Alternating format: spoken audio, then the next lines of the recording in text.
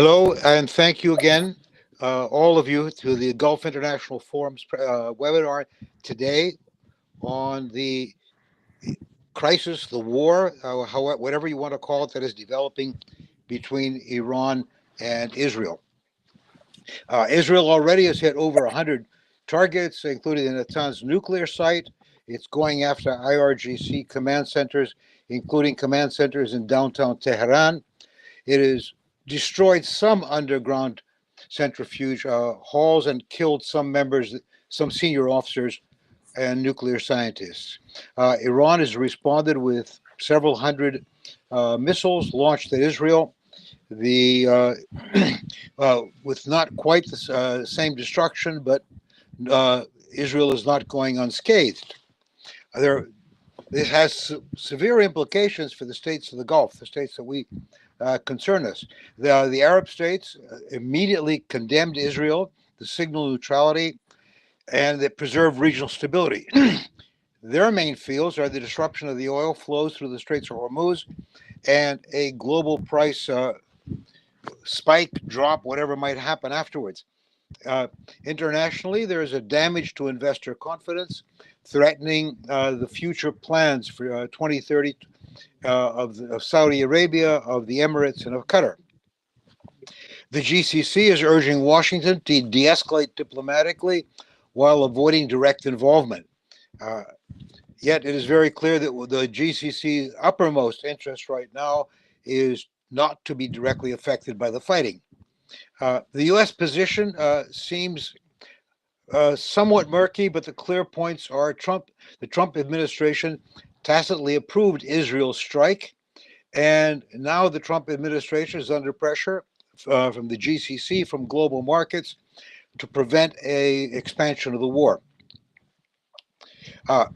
This raises a lot of questions. What is Israel's end game? A lot of my Arab friends have told me that they are convinced that the end game is the expulsion of the Palestinians entirely from the occupied territories, using the Iran war as cover. Others fear or hope, depending on where you stand, that Israel hopes that Iran's theocracy collapses and a friendlier government takes over. Could others subscribe to the doctrine that perhaps Netanyahu simply wants to keep the war going in order to sustain Israeli domestic unity? What are the Iranian calculations? Might Iranian leaders accept Trump's terms to stop the fighting if defeat looms? How long can world markets endure a conflict that could close Gulf energy routes? The worst case scenario, if facing collapse, would Iran, or factions within it try to cripple Gulf oil, gas, and exports for years? I, frankly, over the last 3 months, wake up every morning slightly more frightened and concerned, and this development has pushed it to levels I've not had before. To get a little clarity on this and many other questions that I'm certain you all have, we've assembled a remarkable, knowledgeable group of experts on the Gulf. Equally remarkable is the fact that we got them together on such short notice. You've all read the invitations. You have a pretty good idea who our experts are. It's Dr. Mehran Kamrava, professor of government at Georgetown University in Qatar, and an expert on Iran's political system. Alex Vatanka, senior fellow at the Middle East Institute. His focus has been on Iran and regional security, and he's been a former senior analyst for Jane's Information Group, London. Dr. Banafsheh Keynoush, foreign affairs scholar, is the fellow at the International Institute for Iranian Studies. She's been a researcher in the Middle East for more than 20 years and is a visiting scholar at Princeton and King Faisal Center.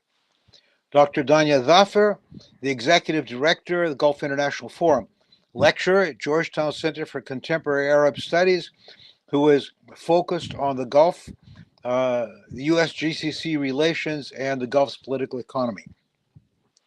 So, not to delay things because there's an awful lot to cover today, I'd like to introduce Dr. Mehran Kamrava. He will speak to us on how has the Israel-Iran confrontation challenged or reinforced the Islamic Republic's deterrence doctrine and its internal political cohesion. Dr. Mehran. Thank you very much. It's an honor and a pleasure being here. Let me start by thanking the wonderful team at the Gulf International Forum for giving me this honor and for inviting me to be part of this illustrious panel. It's a pleasure being here. Today, we're in the fourth day of what is now a full-blown war between Iran and Israel. And as we speak, the Iranian state television studio in Tehran has been hit and damaged by Israeli warplanes. In retaliation, Iran has promised to hit Channel 14 in Israel, the TV broadcaster. So one of the interesting things that we saw at the very beginning of the conflict is that Israel went for the Iranian military command. And you might remember that a few years ago, Prime Minister Naftali Bennett came out with the doctrine of going after the head of the octopus, liking Iran to an octopus that had all these arms and saying, let's go for the head of the octopus. And it appears that many years later, now finally Netanyahu has seen a window of opportunity to put that doctrine into practice. It is not necessarily clear what Netanyahu's endgame is. Is it regime change in Iran, or is it a weakened Iran? And we also have heard over the last couple of days reports that the Israelis had a window of opportunity to hit and kill Supreme Leader Ali Khamenei, but that decision was vetoed by the United States. So what is the end game? And what does this mean for the cohesion, institutional and command and control cohesion of the Islamic Republic, for the position of Khamenei and the rest of the Iranian leaders? And are we likely to see strengthening of the Iranian government, or an impending collapse and demise of the Islamic Republic? It doesn't appear as if the Israeli leadership, or the Americans for that matter, are advocating or are going after regime change in Iran, because that experiment had disastrous consequences in Iraq and elsewhere in the Middle East, in Syria, in Libya, and elsewhere, and germinated the Islamic State, and all sorts of chaos ensued. To me, it appears as if the ultimate objective of Israel and also the United States, as well as the Arab states across the region, is to have a weakened Iran, an Iran whose leadership is depleted but not in the process of collapsing. This way, Iran and its deterrence deterrence abilities would be completely diminished. And of course, the axis of resistance is now completely a non-entity. And it appears by all accounts that the Israelis are looking for some sort of serious weakening and depletion of the military, political, economic capabilities of the Islamic Republic, rather than fostering its collapse. Now, of course, we have also heard Prime Minister Netanyahu we have heard him call on Iranians to pour into the streets and to advocate collapse of the regime. This TV station called Iran International, which is funded by Israel, they're doing their best to further facilitate collapse of the Iranian state. And of course, the morbid opposition that exists, the monarchists headed by Reza Pahlavi, they have seen yet another opportunity to come out of the nightclubs of Los Angeles and advocate for a collapse of the Islamic Republic and act as if there's some sort of a cohesive political opposition, as they did a few years ago during the Mahsa Amini uprising. That, of course, to me, so far we haven't seen any evidence of that. I know that the Americans and American diplomats across the region in the Middle East are actively looking to see if there's any sort of a groundswell in Tehran and elsewhere in other cities, a groundswell of opposition against the government. And so far, that has not happened. And I say so far because, of course, we're looking at a very dynamic and fluid situation that might change over the next few days or coming weeks. But for the time being, at least, people are scared, people are shocked, people are angry, but they have not yet translated that anger and that shock and that fear towards opposition activities.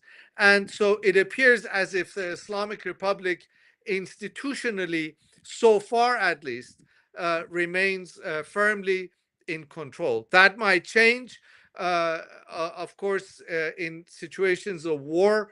Dynamics change all the time, and so we don't know where we stand for the time being. I'll just end with an example from Iranian history in recent decades. Iran withstood 8 years of war with Iraq almost alone. And it appears as if, yet again, it is alone in the world in fighting against Israel. Now, it doesn't have the same, it's not in the same predicament, it's not in the same position to consolidate the government. But after the Iran-Iraq war ended, there was a period of reconstruction and a deliberate effort by the Islamic Republic to consolidate its legitimacy, to win back popular support that it thought had eroded during the Iran-Iraq war. And so this is definitely a tremendous development in the history of the Islamic Republic. Once this war is over, if the Islamic Republic state remains intact, I think it will engage in a reinvigorated effort to win back popularity among the population, maybe by re-emphasizing reforms, maybe by loosening up, maybe by implementing the China model of being Islamic in name, but being developmental in its economy. But silver lining in this tragedy, it could very well be in the ultimate outcome of the war, of current tragic war that is unfolding. I'll stop here and listen to my colleagues and learn from them. Yeah, Dr. Mehran, I'm very impressed by the presentation. I have just one question: is when, in your opinion, do the Israelis have some scenario as to when they've accomplished their objective? I mean, Iran is a country of 90 million, relatively well-educated, very dynamic people. I have no doubt that they will begin to reconstruct. What is the moment in which Netanyahu and his cabinet decide, okay, enough is enough. We have now permanently made Iran weak. How do they choose that? That's an excellent question, Patrick, and I don't know if we really know the answer to it. We have seen that many people have said that insofar as the genocide of Palestinians is concerned, Netanyahu is not going to stop until he has completely depopulated Gaza. What is the end game in Iran? And I don't really think that Netanyahu has an end game in mind. I don't think he really knows. I know he wants to seriously diminish Iran's military and political capabilities. But, short of collapse of the government, when is he going to stop? And I don't know if he really has decided, or if the Israeli command has decided. But my answer as well. Going on to Alex Vatanka, talking about the United States and its posture to the Iran-Israel conflict. What is Washington, Tehran, Tel Aviv expecting from each other? Alex? Thank you very much, Ambassador Theros. Good to see you. Good to see everyone on the panel. And again, thanks to the Gulf International Forum for organizing this. I will be brief. Let me just start off before I answer your question, Patrick. 2 quick points I wanted to just make as I listened to my good friend Mehran.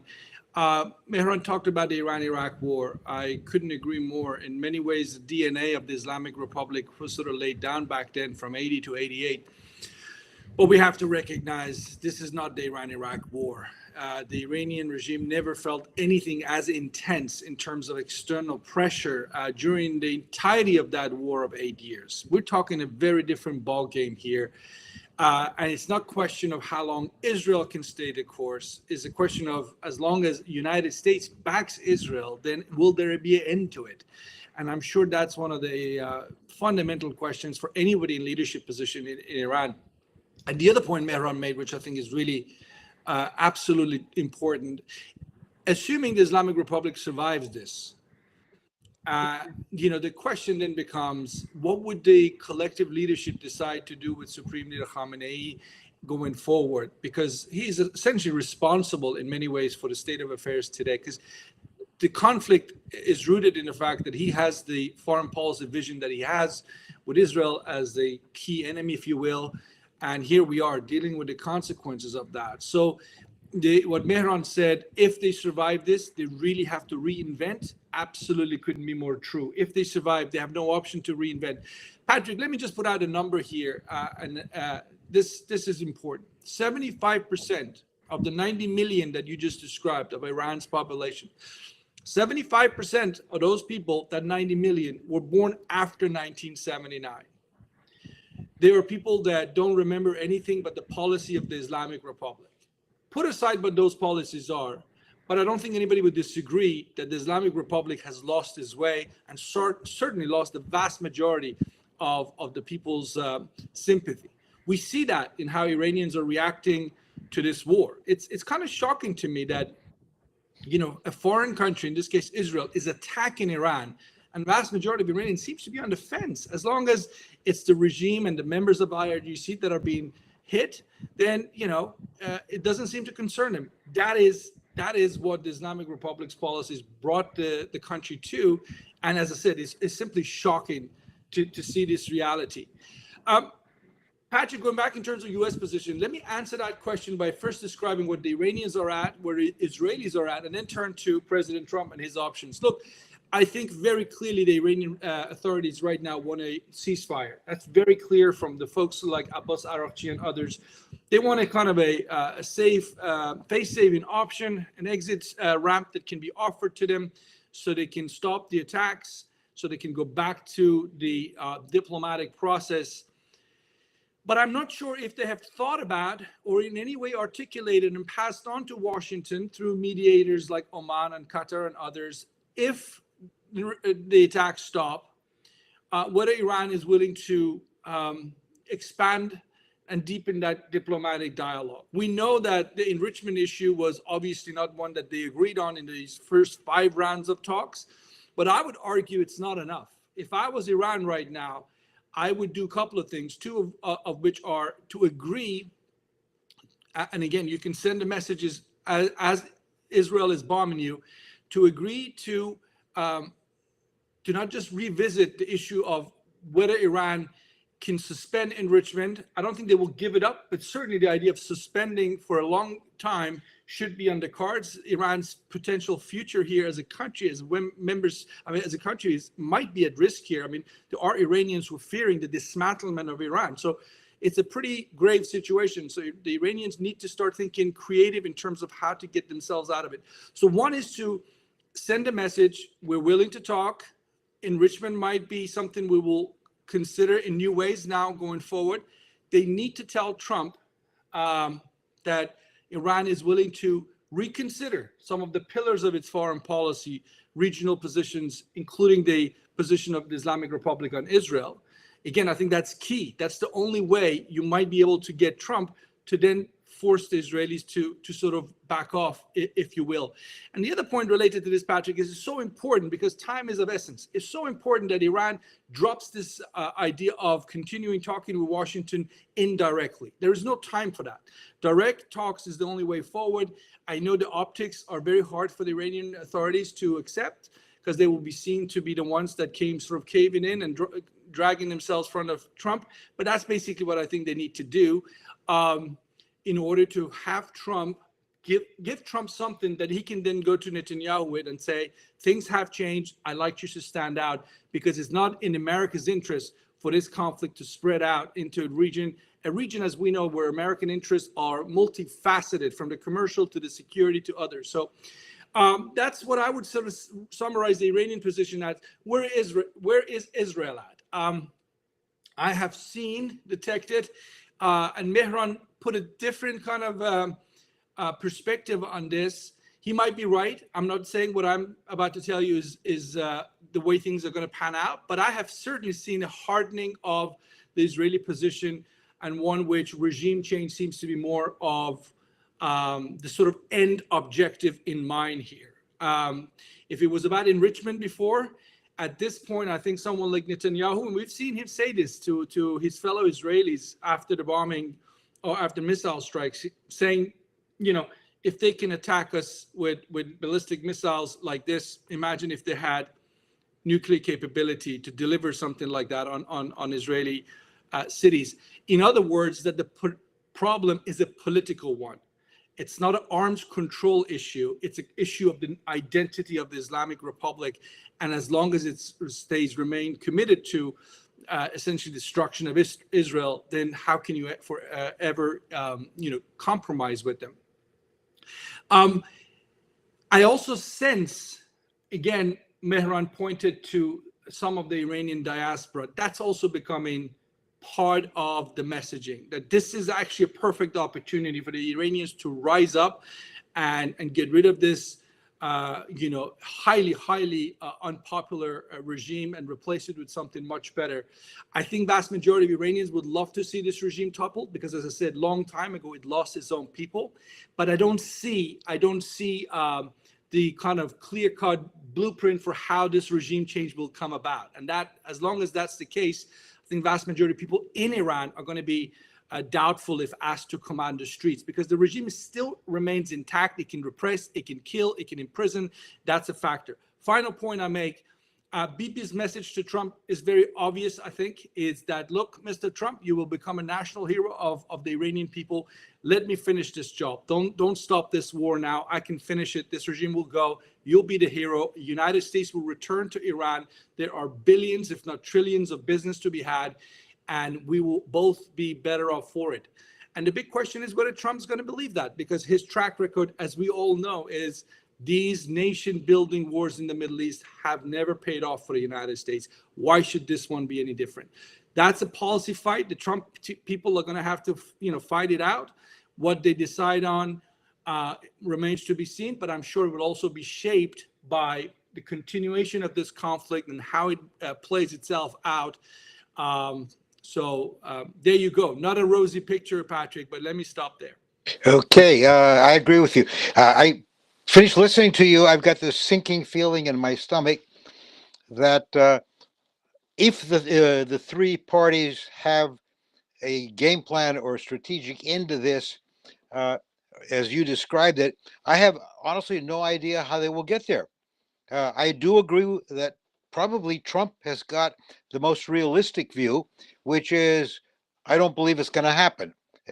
So now there are another pressure against Trump is he's got another war going on. 2 days ago, I was at an event that involved a lot of people who are interested in East Europe and the Ukraine, and apparently there is a legitimate Ukrainian concern that a batch of anti-aircraft capability that was supposed to be going to the Ukraine, stuff that had been allocated before Trump became president, has now been diverted to Israel. So I mean, all these things are really complicating everybody's life. I'm not going to ask you for a question, really. I'm just talking. Banafsheh, Doctor. Well, I want to start by thanking you, Ambassador Theros, Dr. Thafer, for having me. It's also very heartwarming to be in a group of, or among a group of friends, some of whom are of Iranian background, like myself. We are all, let's not forget, going through a tough time and an ordeal. I have family and friends, all of them in Iran at this point of time. So thank you for gathering us together. If I may, I want to just bring out some memories of conflicts which can often be lost in times such as these. I am a child of war and I lived in the Iran-Iraq war. What I learned in that war resonates with a lot of things that my friends Mehran and Alex have touched on. It wasn't the case that people were in favor of the Islamic Republic even back then. The vast majority were not. But the psychology of war is complex. And as we were being attacked by Saddam Hussein's army, we could clearly see that the revolutionaries were on the war front, as they say, life in hand, fighting for their cause, but also keeping Iran safe. Now, if we look at the recent Israeli attack on Iran, what struck me was that while Israel successfully eliminated a higher echelon of Iran's defense establishment, their senior leaders, what was striking was that they were all at the battlefront. They were the ones whose lives went first, not the people who they were commanding.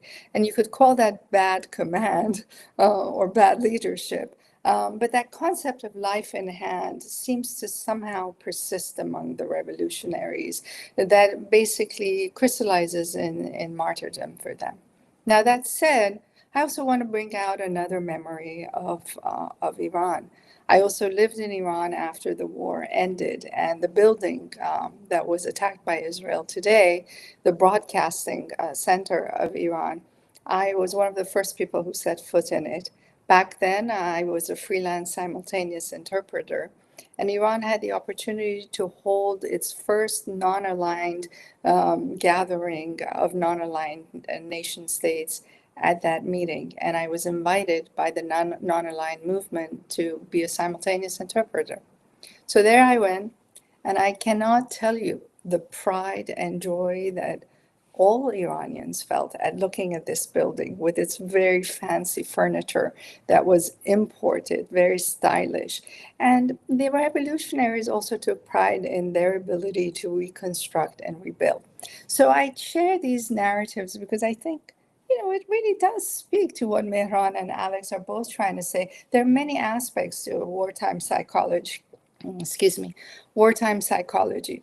But that said, it's my duty today to talk about what I've been entrusted to speak about, and that is the question of institutional penetration that has resulted in Iran as a result of Israel's attacks. Israel has most certainly attacked many fundamental institutions that belong to the government and the state of Iran.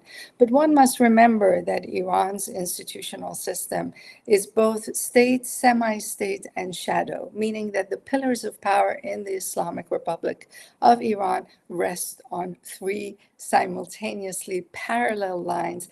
And while Israel has done an incredible job of sort of attacking and destructing very senior military officials as well as hitting major buildings, we still don't know how the function of the semi-state and the shadow state in Iran will move forward. Israel has to contend, therefore, as well, not only with this reality, but a vast institutional defense establishment in Iran that is spread across the country, a very big, large country geographically, in sizable areas with diverse topographies, and it therefore makes it more difficult and more challenging for Israel to navigate this landscape. Israel must also contend with an Iranian defense establishment that is somewhat experienced in fighting wars. Not only the Iran-Iraq war, which took 8 years, and they literally fought it with nothing in hand, and that was 40 years ago. But they have been, conducting these asymmetrical battle warfares across the Middle East since then, which is about 3 decades. And so we have to see how that also unfolds. So while Iran is institutionally much weaker now, not to mention Israel's massive cybersecurity and intelligence penetration inside Iran, that has enabled many of these attacks to take place. These precision targeted attacks come from domestic intelligence gathering inside Iran that Israel has penetrated into. But still, that means that Tehran has cards to play and unveil bit by bit, and that is its plan. Why? Because as Alex said, I think that Iran may want to return to the negotiating table, as did Mehran. I think they do want to. After displaying their military might, it would make sense more than the prospect of facing complete annihilation and extermination, or whatever we want to talk about, in terms of wording, extinction. Diplomatically, therefore, Iran has actively tried to rally nations to label Israel's attack on Iranian nuclear sites a terrorist threat. It hasn't succeeded in doing that, and condemn the aggression, which it has succeeded in doing, while threatening to invoke Article 10 of the Nuclear Non-Proliferation Treaty, to which Iran signed on and ratified in 1970, and it kind of has loosely adhered to end the International Atomic Energy Agency's oversight on Iranian nuclear infrastructure, and potentially to weaponize, or use these tactics to build leverage to return to talks. There's a lot of talk about weaponization in Iran, but it's implicit. It's not said directly, only because the Islamic Republic of Iran doesn't want to give an excuse to the Trump administration to say, hey, look, we said they are weaponizing. But they're saying it in so many words that perhaps we can do that. Domestically, there is no evidence yet that Israel's strikes have succeeded in stirring unrests domestically.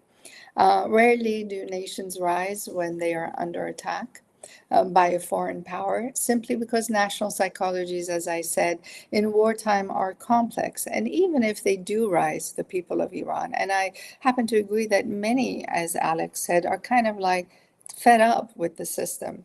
And they're like, well, if Israel can do something about it, and if we're safe, well, let's see what happens. But at the same time, even if the people of Iran rise, the outcome will be very unclear. Finally, Iran's diplomacy is geared at preventing the European Union.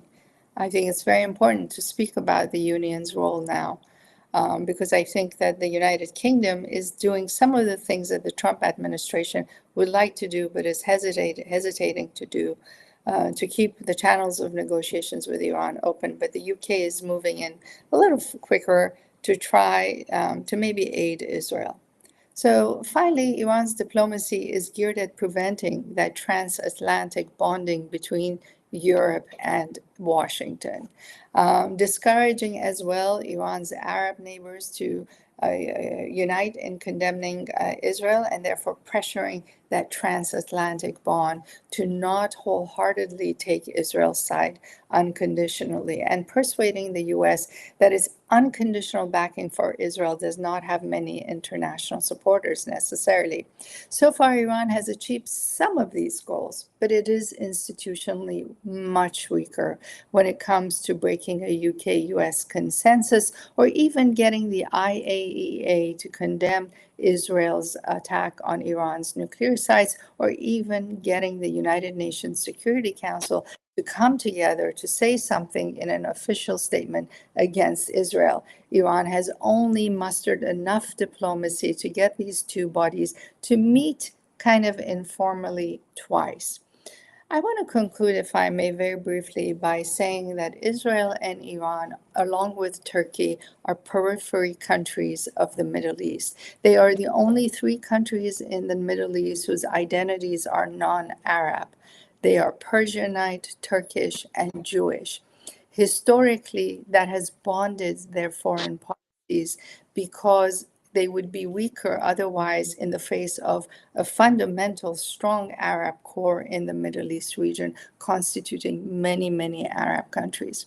For Israel to completely destroy Iran's current system of government would mean that Israel must also simultaneously build up its ability to form stronger bonds with the Arab world. So that also is a moving factor. I think that Prime Minister Netanyahu embarked on this attack to roll back Iran's nuclear enrichment program. That was his officially stated goal, but he has come out in recent days and said, well, if regime change were to happen as a result of these attacks, well, that is also a possibility. So I think I've sufficiently touched on what I've been entrusted to discuss, and I'll stop here. Thank you. Thank you very much. You raised a point that I had not considered at all. Here we have a situation where a non-member of the Non-Proliferation Treaty is conducting war against a member of the Non-Proliferation Treaty that, at least on the face of it, is not in violation of the basic objectives of the NPT. That I don't know quite how to go with this, but that should certainly raise some questions among a lot of countries that are not members, that are members of the NPT, facing stronger enemies who might cheat, and the NPT might find itself unraveling as a result of this. By the way, to go on, where I'm wasting a lot of time, Dr. Dania, how do the GCC states see all this? And what do you think explains the mix of their responses? Thank you, Ambassador Theros, and our distinguished guests for speaking with us today. I decided to go last because I think the Iranians probably have a lot more stakes in this situation, and so I just wanted to highlight a little bit about the GCC states and their view. And so, as you saw across the GCC, there was a swift condemnation of Israel's strikes on Iran. And from their perspective, it signals restraint, their concerns about sovereignty, and also their concerns about regional risk aversion. And so the underlying message from them is simply they will not and do not want to be dragged into a war, not of their choosing. And so through this, they condemned the attack, and their messaging was targeting their international audiences, including allies, regional rivalries, and domestic publics as well. And I think the fact that all of the GCC states condemn this is quite interesting, because if you look at the spectrum of relations between the GCC states and Iran, and even the GCC states and Israel, it's quite interesting that they collectively and individually condemned it. So Bahrain and UAE are members of the Abraham Accord, and they condemned it. And also, let's say Bahrain, UAE, and Saudi have one of the more adversary relations with Iran, especially Bahrain, I think until this day, even though they've established relations. And Saudi Arabia has kind of been viewed as the arch enemy of Iran since the revolution, 1979 revolution. But still, the Saudis have condemned this, and they have even went out of their way, I mean, through diplomatic back channel, and also taking care of Iranian visitors on religious tours in Saudi Arabia, telling the Iranian government to be rest assured that these visitors are going to be well taken care of. Kuwait is the one that's a little bit in the middle, has decent relations with Iran, and then you have the more amicable countries who, of course, you would have expected them to condemn this. Qatar has good relations with Iran because it shares gas pipeline with Iran. And Oman, of course, historically has excellent relations with Iran. So this is not a surprise. And all of the Gulf states have been conducting back-channel diplomacy. Of course, you would like to shed light more on maybe Qatar and Oman in terms of, their history and interest in diplomacy. But also even Saudi Arabia is playing a role here, and they've been having back-channel diplomacy with Washington, Tehran, within other GCC states. And so I think that's quite interesting as well. And so the GCC states have made it clear that they refuse to be served as a staging ground or collateral damage in an Israel-Iran war, and the worst case scenario, a US-Iran war, which I think would be harder to avoid. And, what are some of the risks? Of course, there's US military assets and oil infrastructure across the peninsula. I don't think that's an immediate risk, I'd have to say. I think Iran striking GCC assets or US assets would really be a gift to the Israelis, something they would wish would happen because they want the US to be dragged into this war. So I think, the risk is low right now. I don't know what could happen in the future, and you can't completely take it off the table. And so basically from the GC side, this was a preemptive diplomatic shield in the way that they have been behaving. Now, just to walk you back a little bit historically, so the GCC states, and Dr. Banafsheh talked about the three non-Arab states who are, the most powerful states in the region. So you have Iran, Israel, and Turkey. And the GCC states have always hedged between those three. And depending if one of them is behaving unruly in a certain time, if you will, for lack of a better term, they will hedge between them. And so right now, from the GCC's perspectives, the Israelis are behaving unruly. And so they're going to be hedging with the Turks and the Iranian, and they've already started that, not just recently. It's been for a few years, or a couple years now. But during the Arab Spring, that's how you saw and the impact right after the Arab Spring. Let's say the 2010s to the early 2020s, you saw the Abraham Accords developing when they thought Turkey was threatening their interests. And so that's something that I think is quite interesting to reflect on. And what's happening now is really undermining a delicate balance for the Gulf states. They've invested heavily in reconciling relations with Iran, not necessarily to their liking, but I think it's really important for them, for their national diversification agendas, and for even regional connectivities and all of these economic corridors to de-risk the region.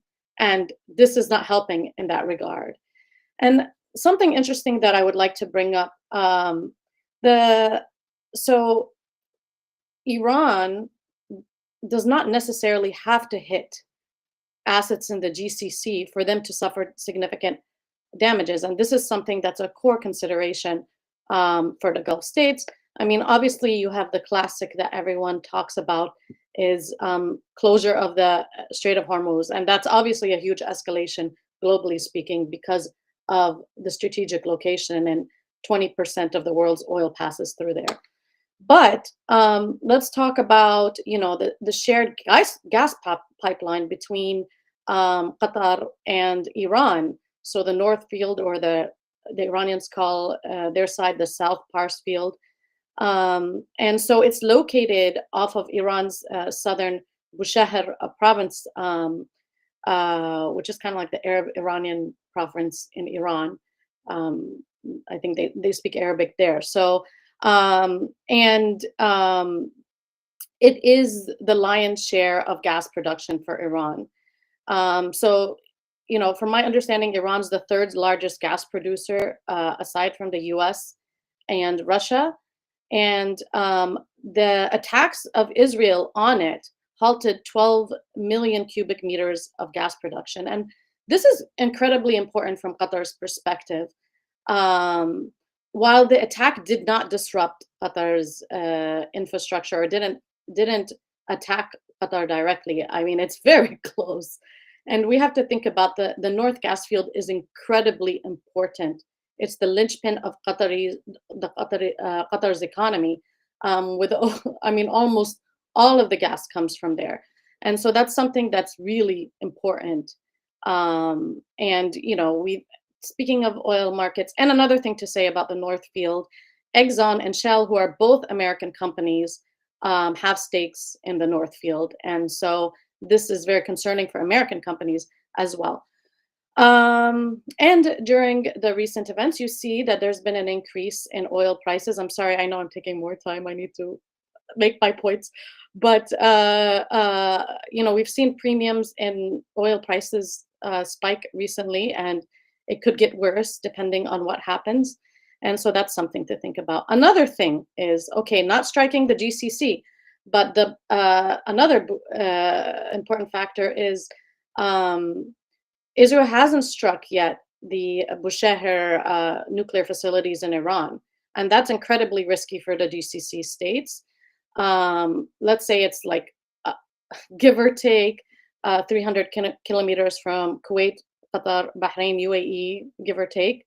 But Israel did strike the Natanz and the Isfahan fields, which the Gulf states have determined so far it hasn't caused a risk for them. But let me tell you, it could cause a risk depending how strong that attack is. So, you know, there's risks of radioactive contamination, especially for Bushehr. Desalination is the #1 way of producing water.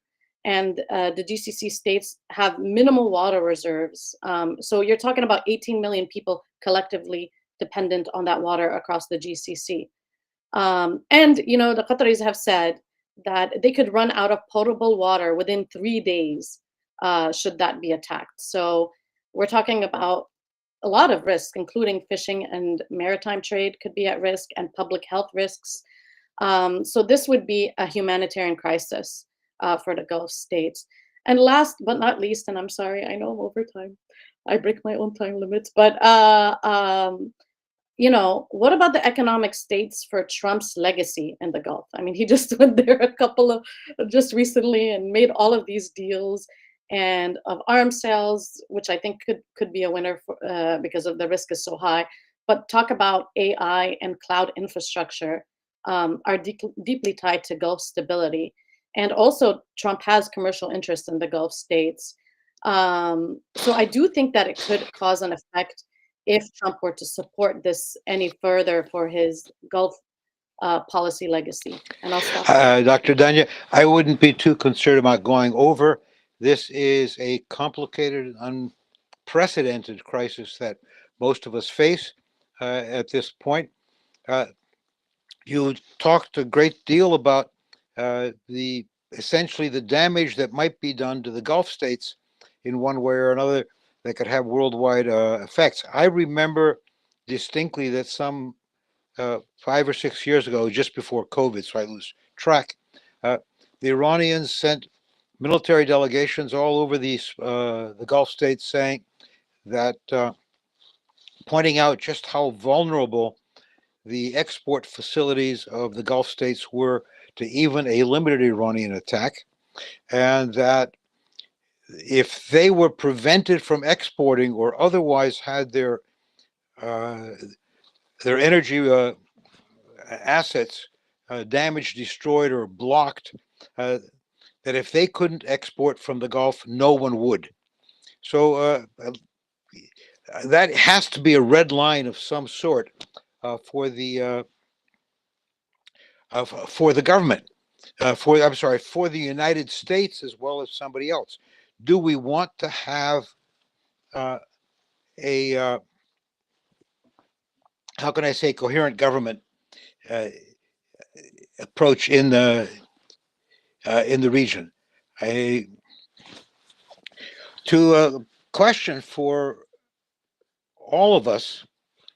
What are the most plausible off-ramps to de-escalation? Does anyone besides the United States have the leverage to broker such off-ramps? I'd like to put the question, this is my prerogative as moderator, I suppose.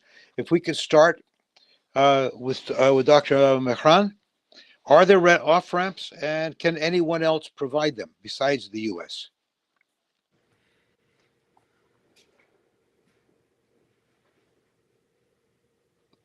Dr. Kamrava? Hello? Am I think muted? you're muted. No, Dr. Kamrava. Yeah, Dr. Kamrava, you are muted.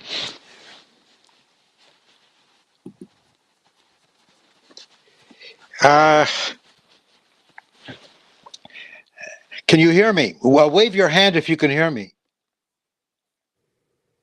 Okay, we cannot hear you at all. Okay. While you're working on the technicalities, Alex, can you pick up the question? No, I mean, in terms of who else could mediate, you've already heard the President Trump and President Putin of Russia have discussed this. To my knowledge, Erdogan of Turkey has also offered to mediate. And then the usual mediators in the Gulf, God bless the Omanis, the Qataris, the Emiratis, I'm sure, the Iraqis. So some of Iran's immediate neighbors always seem to be ready to jump into action for the sake of de-escalation between U.S. and Iran.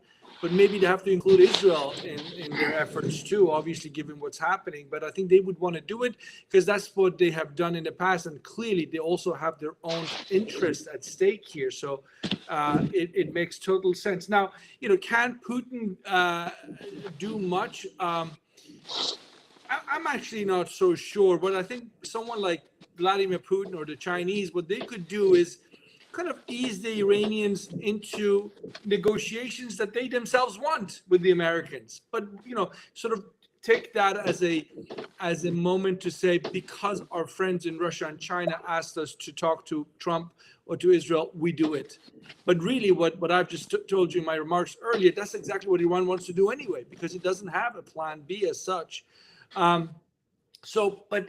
fundamentally, yes, Putin, others can act as mediator facilitators, but the conversation is between Trump and the Iranians, and there's no two ways about it. So and direct negotiations, as I said earlier, is really the only most effective way of doing this.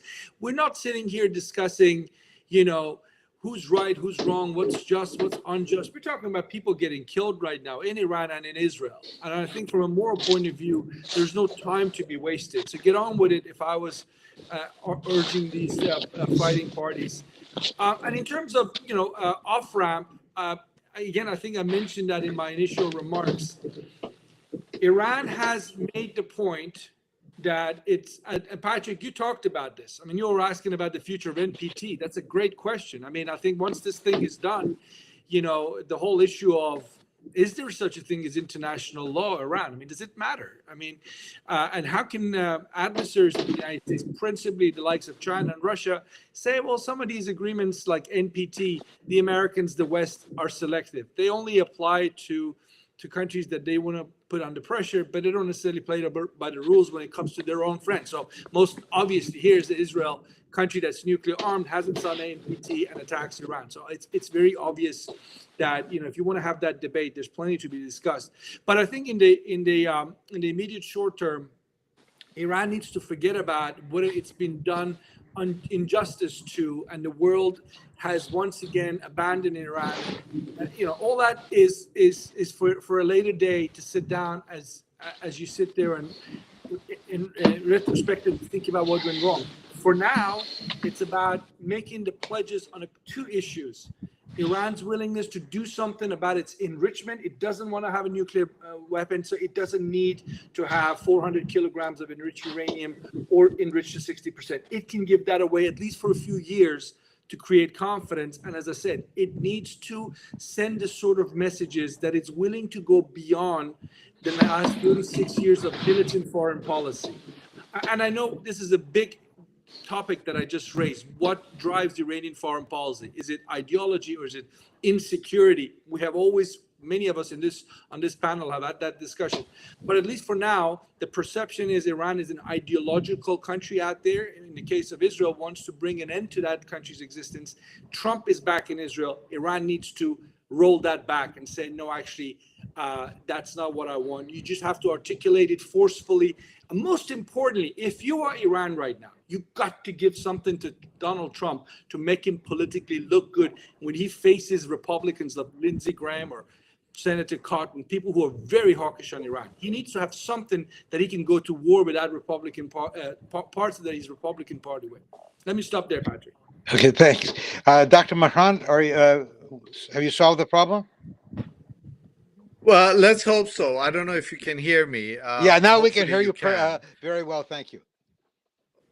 Okay, perfect. I had to log out and reconnect again. Look, in terms of an off-ramp, historically, we've seen that one of the worst enemies of the Islamic Republic has been the Islamic Republic itself. One of the first things that IRGC did was to cancel the upcoming negotiations in Muscat that were supposed to take place on Sunday. This was an absolute mistake. You continue to talk to your enemy. I think Iran needs to have an extra proactive diplomacy. They need to talk to the Americans. I think, one of the problems that we see is that Iran has always been reactive in its foreign policy, largely because of either because of Khamenei or because of the institutional makeup of policy making in Iran. But at any rate, the Iranians, excuse me, have been extremely derelict in trying to not just present their case, but to de-escalate and at least talk and make their position heard, if to no one else, at least to the Americans and to the European Union. Yeah, quite right. Dr. Banafsheh, at one point, thought came to mind as Dr. Mehran was speaking. Ali Khamenei is beginning to show the signs of age. Now, considering I'm only a little bit younger than he is, maybe I shouldn't talk, but he seems to be making decisions that are locked, the very stubborn decisions of a stubborn old man. And with that thought in mind, Banafsheh, what do you think about the way we bring the off ramps to get this thing stopped? That's a very good question. The way I see it is that Iran at the moment is in the mode for escalation because it sees its ability to influence the next round of negotiations happen only if it has something to bring to the table by way of an upper hand. Obviously, if it goes empty-handed to a negotiating table, it will have to give a lot more up.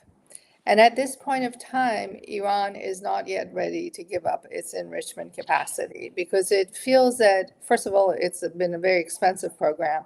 But secondly, what guarantees are there if it gave up this program that Israel won't attack the day after, or tomorrow, or a week later, or a year later, and so on and so forth, or that President Trump might not change his mind, between morning and evening. While much of the conversations that my colleagues Mehran and Alex have had are very valid, my concern here is that that is not necessarily the calculations that Iran, while it ought to make, it's not the kind of calculations that it does make when it wants to enter negotiations, meaning that yes, it would be ideal for the Europeans to step in, the Russians and Turkey to step in, but ultimately, or Iran to navigate American politics to understand that it needs to give President Trump something that the other hardcore Republicans will not use against Iran. I think that for Iran, the United States of America is the United States of America. Republican, Democrat, it's a very blanket way of looking at the United States of America. And every other actor has a role to play in the chess set that Iran sets for itself, Russia, China, Turkey, etc. The Islamic Republic of Iran's existential need to survive lies at the center of this chess set. That is the king that cannot be knocked down. So perhaps this king is embodied in the figurehead of Ali Khamenei or his successor, but I think the calculations behind when to enter these talks and how to enter these talks will arrive once Iran escalates more and then sees how to move around this chess set. Well, interesting thought. You've gone in a direction that's quite valid and quite interesting. Keeping that in mind, Dr. Dania, what do you think the off ramps are for the war, given both the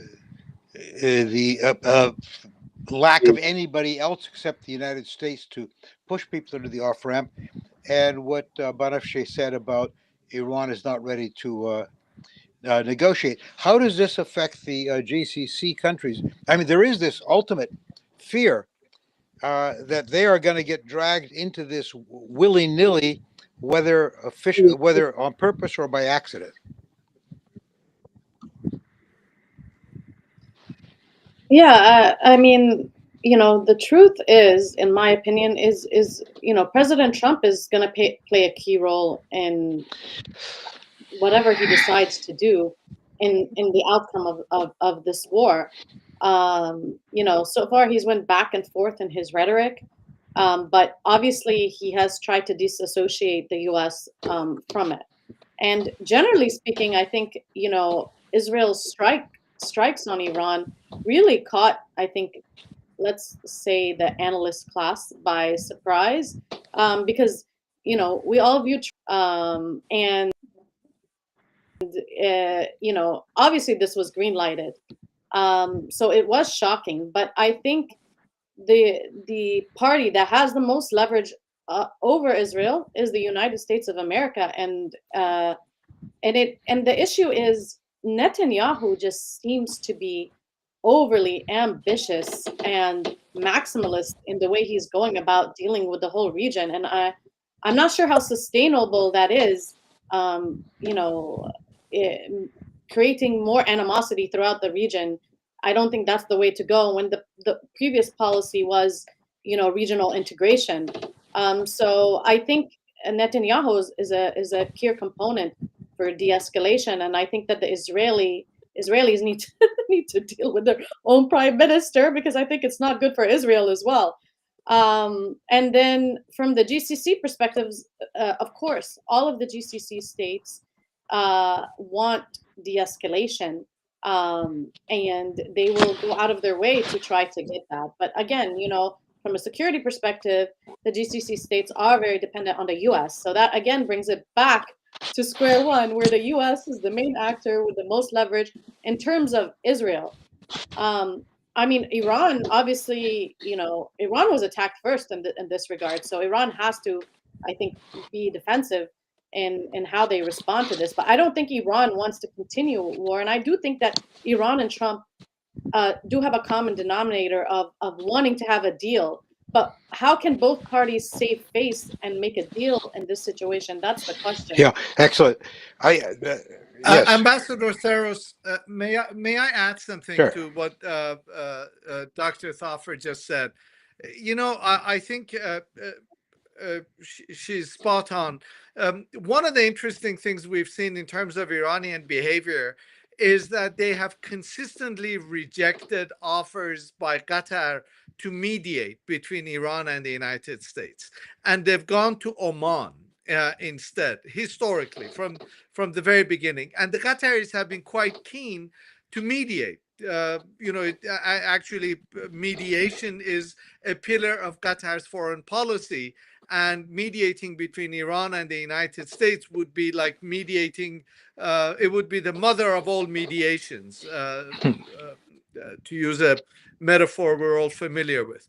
But the Iranians have consistently rejected it. And so I think in terms of could the GCC play a useful mediating role here, the Bahrainis, the Emiratis, particularly, who are members of the Abraham Accords with Israel, I don't think the Iranians would go for it.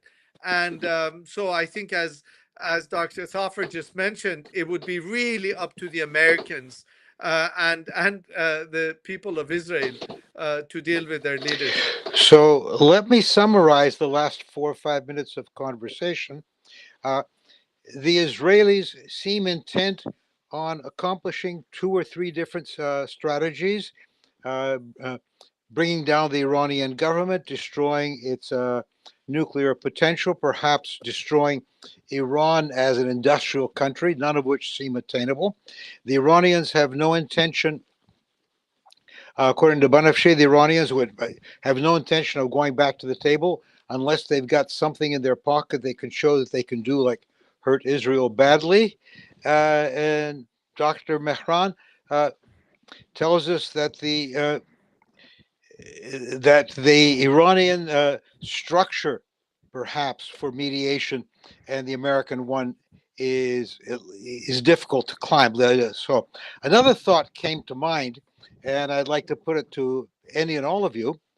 Is it possible that Netanyahu managed to convince Trump, I think there'll be a fraud, but managed to convince Trump that he could force Iran to accept Trump's near ultimatum of presenting a paper that said that Iran would have to give up everything in the nuclear field?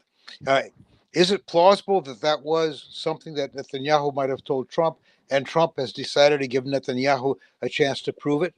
Any thoughts? I think it's like turning the question around and getting the same answers from us. Yeah. Yes, that might have been Trump's, that was intention. I'm sorry. Did I speak out of terms here? No. Yeah, it would be the same. It would be the same response. President Trump and Israel have their own set of goals. Iran has its own set of goals, and Iran has not closed the door to negotiations. In fact, a former member of the Quds forces came out and said the door's half open. But I also happen to agree with everyone who has said that negotiation will have to take place between the United States and Iran. And since one of the audience here is asking about China and Russia's role, if I may, I'd just say a word or two about that. China plays an auxiliary role in its partnership with Iran, meaning that it doesn't want to take center stage. It'll go along with the general flow of where the international community is going, and then later with Russia, and it will wait and see on that. Russia has a very important partnership with Iran. In fact, on the day Israel attacked, the Iranian parliament ratified a strategic agreement with Russia that same day. Russia's approach, as we know, is wait and see. None of them are going to defend Iran to the teeth. Iran is not their mother or their child to defend. It'll be up to the Islamic Republic of Iran to defend itself. But they'll wait and see how they'll fit into that chess set that I described. If I were personally the Islamic Republic of Iran, I would make a deal before Iran's nuclear radiation spreads across the country and the region. But I think that the fact that Iran is still not submitting to the negotiations, and based on the readings that I have had, they still feel that they have a few cards to play to escalate and then see where they can take the negotiations. Yeah, go ahead, Alex. Very, very quickly, my good friend Banafsheh, I'm sure she would agree with me. This Iranian tendency, I should say the Islamic Republic, not Iranian, it's not a national trait. It's the Islamic Republic's tendency to overplay its hand. I think the few cards they have to play. At some point they're going to run out of ballistic missiles. At some point they're going to run out of drones. The proxies don't matter. The proxies at best can take some shots at Israel, but soon enough the Israeli Air Force, which now flies freely over Syria, Iraq, and Iran, can find them, destroy them. So this is not the Iran-Iraq war. The Islamic Republic cannot ask for volunteers, put them on buses, and send them to Israel. They won't make it to Israel because the Kingdom of Jordan will stop them. So what's the war going to look like? It's a very different kind of warfare. I think the Iranian regime right now doesn't even know how Mossad is flying missiles from within Tehran from point A to point B, using, from drones to missiles. This is a whole different place. So I hope the Islamic Republic will not sit there and go through what they went through the Iran-Iraq war. Let me just remind everyone, during the Iran-Iraq war, the war should have been prevented in the first place. It was the taunting that Khomeini did of Saddam Hussein that led him to invade Iran. I'm convinced of that. For 19 months after the Shah left Iran, Saddam didn't want to invade, but then finally he did, because Khomeini kept saying, I will bring you down. Something very similar is happening between Israel and Iran. So Iran could change its language. Iran could focus on the national security interest of Iran as opposed to some open-ended ideological mission in the region. And if they do that sort of things, they might actually be able to save the regime, which is a regime that actually is very difficult to see why, in effect, should be saved. Because look what it's done. Look what it's brought the people of Iran to. During the Iran-Iraq war, I mean, this is actually coming out now. In 1982, Khomeini had himself wanted to end the Iran-Iraq war. And yet the radicals in Iran who wanted to go out there and bring Saddam down took the country for another 6 years of war, a war that cost the lives of 250,000 Iranians. This is disastrous. And we're talking about Israel, much more powerful than Saddam, and an Israel backed by the United States. Where is this going to go? This is a moment for you to take a deep breath, take a step back from the brink, and accept that you can win this and look for the best way out of it. That's what I would suggest officials in Tehran focus on. Okay, we're getting towards the end. I know we should be summing up. I have one question of everybody that I would like you to add into your summation, which is there's one important country in the world that benefits from extending the war, in my view, and that is Russia. Russia is seeing American equipment bound for Ukraine and instead of shooting down Russian missiles, it is being used to shoot down Iranian missiles. The more danger, the greater the threat to oil production and gas production from the Gulf, the more difficult it is to contain Russia's how can I say Black Fleet from shipping oil at higher prices to the world. So, in finality, is addressing the fact that there is one country that might want to continue the war. How do you think this all ends? And let's take it from the beginning again. Dr. Mehran. Thank you. I appreciate that. I think definitely Russia is benefiting from this war, but so are the United States, so are Iran's regional neighbors, everybody except Iran and Israel, and except the people of Iran and Israel. And probably, of course, this is something that Netanyahu always wanted, teaching Iran a lesson and putting Iran in its place. Just earlier, I was in Barnes and Noble and flipping through a book called Target Tehran. So we've known for a long time that that Israel has been wanting to destroy whatever there is of an Islamic Republic, and it's finally had an opportunity. So it's not only Russia that's benefiting from the war's continuation, it's almost everybody else except the peoples of Iran and the people of Israel. How will this end? I wish I knew. I don't know. It's tragic, and We want it to end as soon as possible. But if there is an off-ramp, I sincerely don't see one, unfortunately, in the immediate future. Alex? Yeah, no, I just kind of echoing what Mehran just said. I think obviously the biggest losers here, the people of Iran and people of Israel, two peoples that have ties going back 2,700 years. There's no real historical animosity between the people of Iran and the Jewish people. So the fact that we have come to this is kind of tragic on all sorts of levels. But I mean, look, again, you can blame Israel here and say Israel struck Iran with no reason. They made it up. They said Iran is about to weaponize. That's not true. That's Netanyahu. He's wanted to attack Iran since he became a politician back in the 1990s. And, there's a valid argument that Netanyahu has never wanted to be for diplomacy, going back, as again, to 1990s.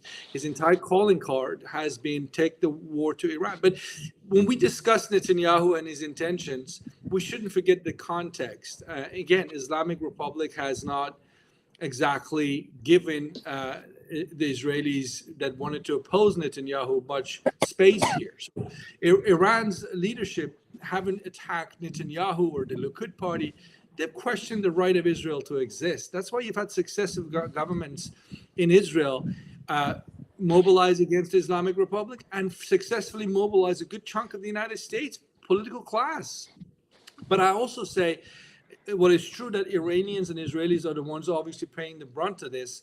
The region collectively will lose. I think, Patrick, you were talking about, Dania was talking about the commercial interest. I mean, these are countries that are investing huge amounts of money, looking the day when oil no longer matters, or natural gas for that matter. They're trying to invest in a whole different economies going forward. Tourism, World Cup, becoming centers for trade. How can you do that when you got ballistic missiles flying around the region? Everybody in this region, because the scale, this is not Afghanistan or the war or Iraq war. This is a different type of a beast.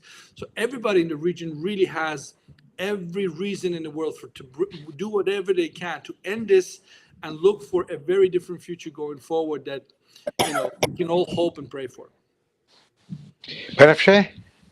Well, I think it is inevitable that both Israel and Iran will face an existential threat. This is the outcome of the current conflict between them. Whether the biggest final outcome arrives now or in a couple of years is a secondary question, but I think both countries, unfortunately, have headed toward that direction. Now, it could be that Iran, if I were the Islamic Republic of Iran, I would drop enrichment right now, take Russia's offer yesterday, and pack my enriched uranium over to Russia, and then deal with the consequences, even if it means regime change, because I would put the interests of the Iranian people first. I would not overplay my cards, as Alex so rightly said. They've done it time and again. But at the same time, Iran is an ideological state, first and foremost. And they have been warning in the past few days through the state media that they still have some 2,000 far more advanced missiles to send, that the missiles that have been sent to date are actually the basic ones. Whether they are overplaying things or not, I have no idea. And they are also saying that, one of those warheads, that they have warheads capable of carrying 1 ton of explosives of a nature that would be different than the kind of explosives that have been so far hitting Israel. So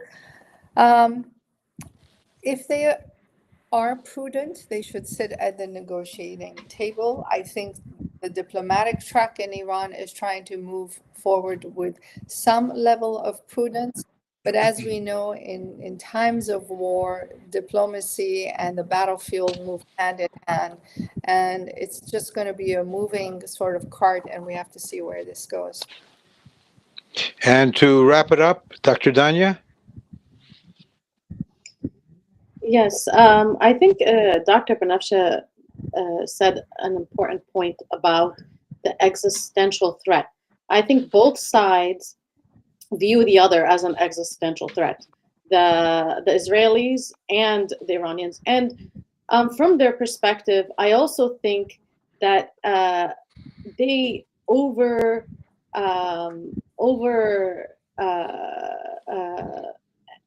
and exaggerate what these threats look like and play their cards at a level that I think is destabilizing for both countries, to be frank. And then, it's also destabilizing for the whole region. And so I think it would be really important if they can sit at the table and actually negotiate a way out of this. And I think it's really important that that they come to some sort of agreement that's space saving. In terms of military prowess, I do think that the Israelis have stronger military capabilities than the Iranians as we speak. But again, I don't know what's left over in the Iranian playbook, so I'm probably not the best person to call that. And everyone in the region is very concerned about conflagration from this, and it's been a reoccurring concern since October 7th. But now it's reached to a point, like I said, even the other half of the gas pipeline shared between the Qataris and the Iranians has been struck. And officials in Riyadh are looking at what are the ramifications of these strikes on Iranian facilities and how is it going to affect them on a daily basis, maybe even hourly basis. And so if this does not de-escalate and it escalates, it's going to be very damaging for all regional countries and very concerning for even the U.S. To get involved in such a war that we're quite aware that Trump's base has been very much against it. So we'll have to wait and see. There's so many question marks, and we hope that de-escalation will be the direction. Thank you. I opened this conference saying that I'm more scared than I've been in a long period of time.